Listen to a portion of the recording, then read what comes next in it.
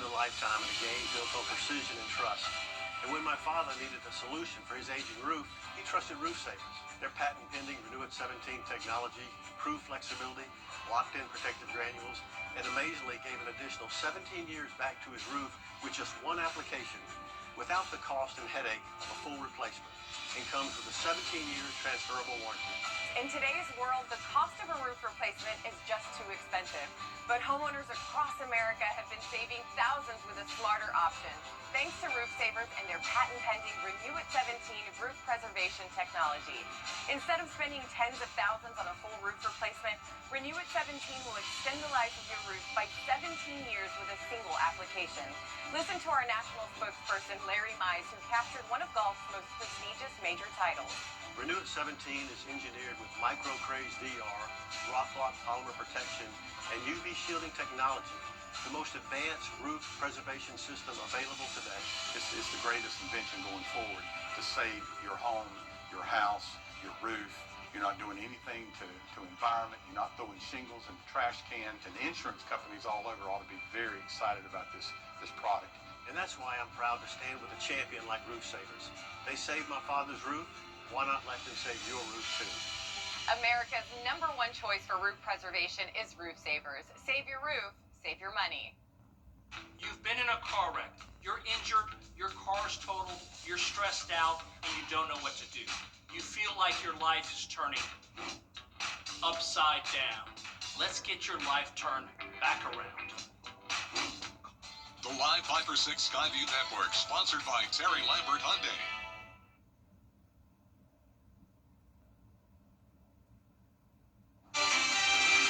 Now on the Channel 6 at 6, maintaining grass in Augusta. How city leaders are trying to work to be a cut above the rest, as your news at 6 starts now. Live from Television Park, this is WJBF News Channel 6 at 6. Good evening, everybody. I'm Brad Means. And I'm Jenny Montgomery. Thank you for joining us. Coverage you can count on begins with the arrest of a barricaded suspect in Augusta. You're taking a live look now as the scene has wrapped up in Pepper Ridge subdivision. According to deputies, a murder suspect barricaded themselves in a home but has since been arrested. No word on the suspect's identity. Coverage you can count on continuing now with a road closure that's already impacting traffic for many Augustans. Work crews now starting construction on Wrightsboro Road by Daniel Field Airport and Daniel Village Shopping Center. Graham Lee joining us live now from that area to tell us what drivers can expect. Graham? Well, Brad, Jenny, I'll tell you what, starting right now today at Wrightsboro Road, it's going to be closed between Damascus Road and Highland Avenue. That way it allow work crews with the city to work on the road. I'm standing outside one of the detours that drivers will have to take for the next several days. We got some information from the Traffic Engineering Division about this project, and they say they're doing the construction to install pipe casing for a new water system that will go by the patch. Weather permitting, they are expecting the construction to take at least 2 weeks to complete. Detours are available on Damascus Road and Highland Avenue, but if you need to access the shopping center, you can also use Central Avenue if you're coming from Walton Way. Now, we caught up with customers going to the Food Lion at the Daniel Village Shopping Center, and they say it's a project that's well overdue. Yes, it needs really bad. That need to be their next best road they fix. It's really bad on my car. Yes, it impacts your tires. Yeah. A lot of potholes. Yes, lots. Especially going by that hospital down there, the VA, and going on down further where the nursery is on the side. Oh, it's just bad down there. Yeah. So traffic engineers say that this is part of the long-term project that will really make the Wrightsboro Road a lot more improved. The city is starting the process of getting that pavement smoother, and soon they'll be installing more lights to improve visibility for drivers. Live at Augusta, Graham Lee, WJBF News Channel 6. Augusta leaders want to step up the game this year when it comes to cutting grass. But who's best to do the job? George Escala has the story. It's a complaint waiting to happen. Taxpayers think grass cutting should be a priority. Yes, I think it is. It makes Augusta look beautiful by keeping the grass cut and edged and all that. During grass growing season, Augusta gets bombarded with complaints. But the city is budgeting $750,000 this year for vegetation maintenance. I want our city to look beautiful. I want it to look maintained, and I want to look for points of efficiency. Right now, 5 different departments have the equipment and people cutting grass. And some say the cutting should be under one new roof. It would be easier for us just to have one department, crew in one department to take care of it all. That makes sense. But others say what makes sense is to put vegetation maintenance under one of the departments already cutting grass. If you create a whole new department, you got to have a building, you got to have a warehouse, you got to have the employees, you got to have the secretary, you're going to have a director. That's a lot of money. That's one of the reasons why I want to place it under an existing department, because that would allow the funds that are already allocated to go farther. Is Augusta really the Garden City anymore? Well, it can be the Garden City. Let's develop one department and show the folks here that, yes, we're going to make it look good. City leaders know they want to cut grass, but don't know yet the best way to do it. In Augusta, George Escala, WJBF, News Channel 6. It is time now for our first check of the weather. Here's our chief meteorologist, Jenna Petracci. Well, we had a few light showers today, along with mostly cloudy skies, and you can tell it is still cloudy out there as we start out with a look at our Terry Lambert Hyundai Skyview cam over at SRP Park. The skies will start to clear overnight, and that's when our temperatures will really start to drop off to below freezing. But the below freezing temperatures will not line up in time with the moisture, so notice on satellite and radar, it may look like you're seeing snow to our north and west, but that is just some very, very light rain. It's possible that we could have a few more sprinkles tonight, but for the most part it will be dry. So today we started out at 31 degrees, then we climbed to 56 in the afternoon. So it is a bit cooler than it was yesterday. And right now those temperatures are in the upper 40s to lower 50s. 49 in Thompson and Bamberg. Aiken, you're at 50. 52 in Augusta. 49 in Sparta. And 51 in Waynesboro. So the winds are still coming out of the southwest ahead of the cold front. Sustained winds up to around 15 miles per hour. And those winds are picking up the pace, gusting up to 25 now in Lincoln. So expect a breezy night, still mostly cloudy with temperatures in the upper 40s. Then tonight we will clear out and we'll have plenty of sunshine to enjoy over the next couple of days, but it will be cold. Look at the low on Friday morning all the way down to 20 degrees. I'll have more on this cold weather forecast coming up, but back to you. One person arrested and 2 more charged in a 2023 Aiken County murder. 22-year-old Antavis Pickens is charged with murder and 4 counts of attempted murder in the shooting death of 20-year-old Jatavius Harris. That happened back in July of 23 on Old 96 Indian Trail in Batesburg. 20-year-old Jaquan Bowers already arrested in connection to the case. 27-year-old Omarius Todman and 24-year-old Daniel Harris have also been charged with murder. They're in the Lexington County Detention Center. They'll be brought to Aiken later.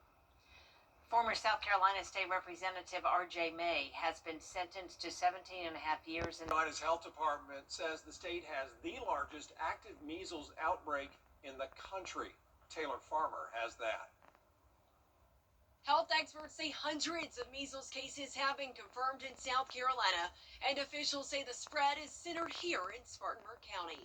According to the South Carolina Department of Public Health, the measles outbreak began late last year and has rapidly grown. On Tuesday alone, 124 new cases were confirmed, bringing the statewide total to more than 400.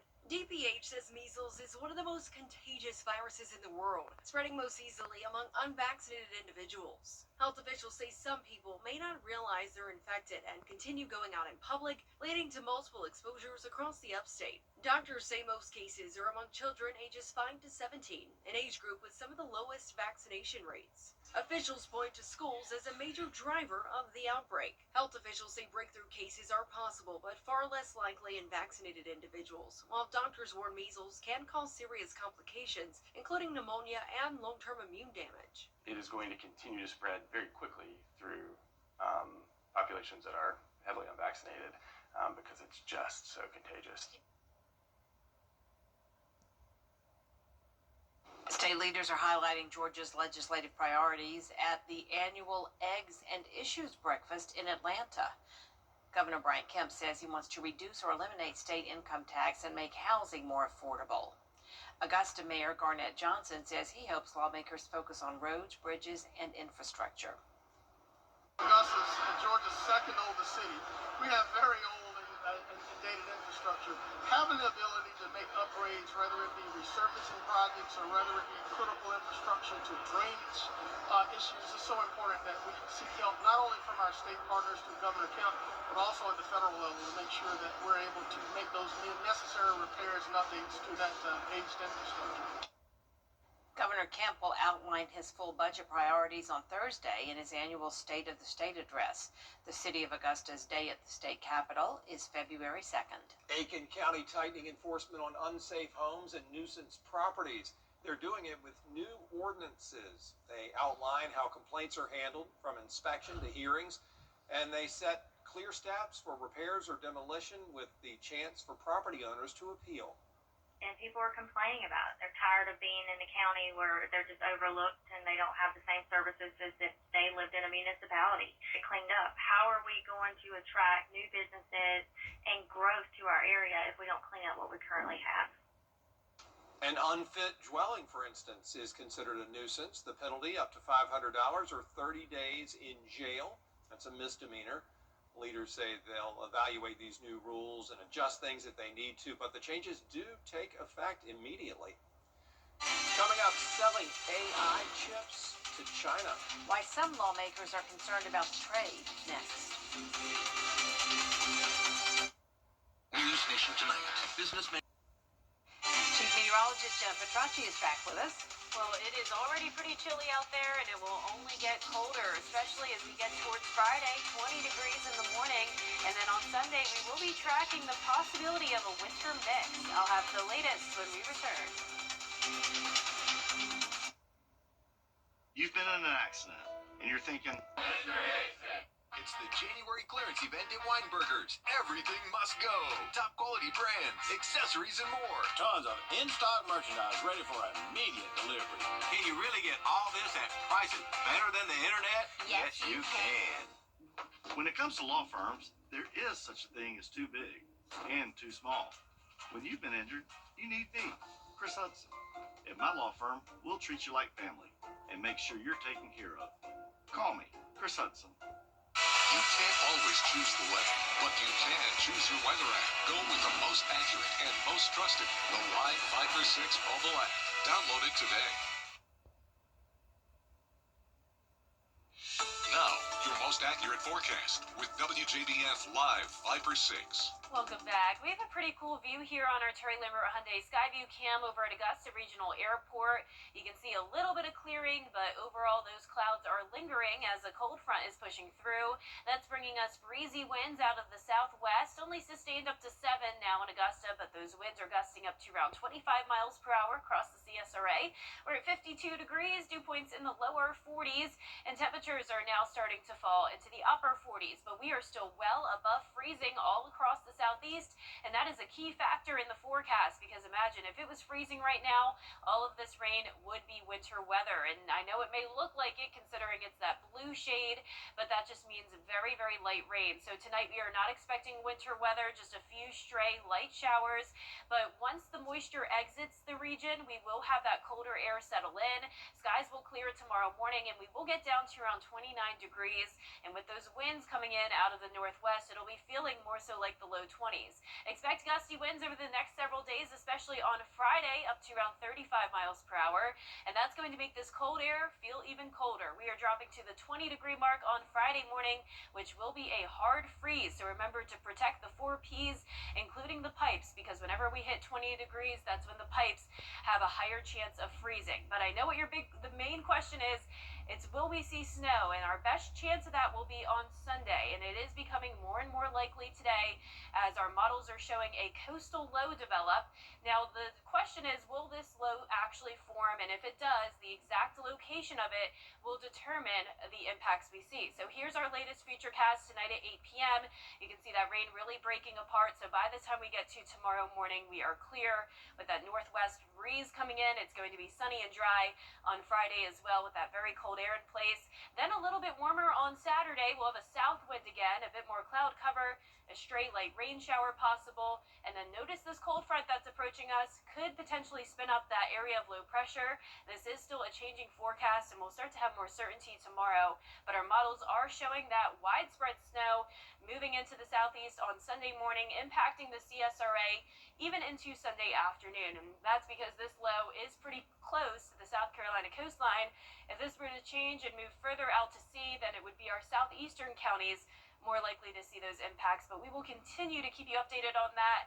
The main takeaway is that Friday morning will be very cold with that hard freeze and harsh wind chill. And then Sunday will be the day to watch for that chance of winter weather. Now here's your 10-day forecast. It's staying pretty cold with high temperatures only in the 40s for several days ahead, lows in the 20s, and then next week we will start to warm back up, and we'll be right back. Kroger always gives you more ways. The Scholar Athlete Awards are brought to you by Jefferson Energy Cooperative, Revamp of Augusta, McDonald's, and WJBF News Channel 6.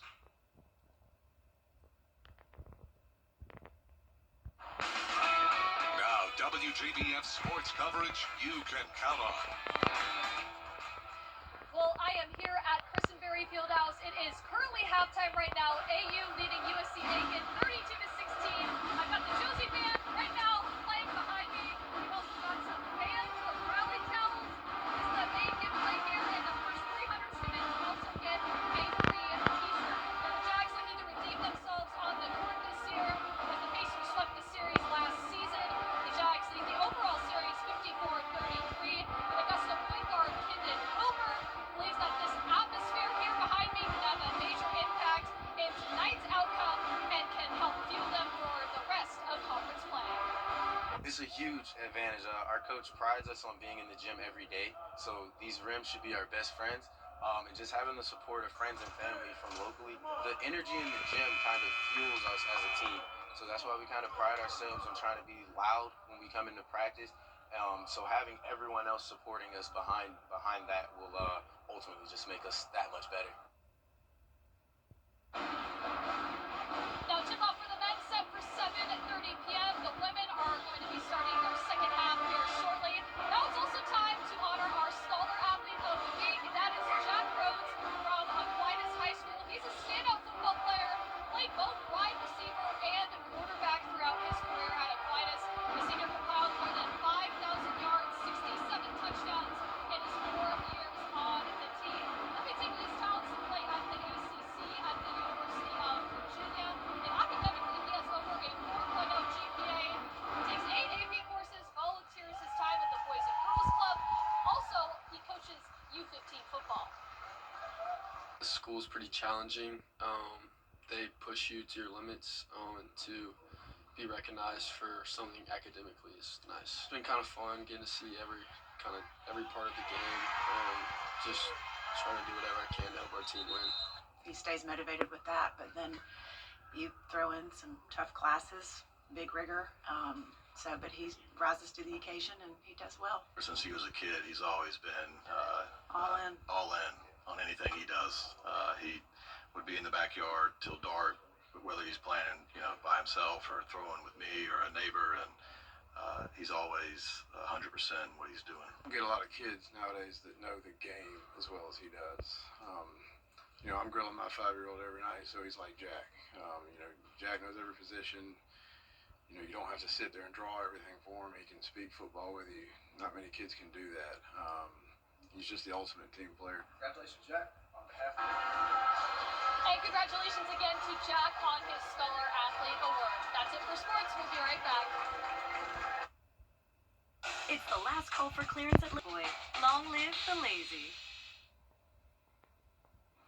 That is our report for now. Thanks for watching. We're back at 7 after World News Tonight. And then we'll see you again at 11. Have a great evening.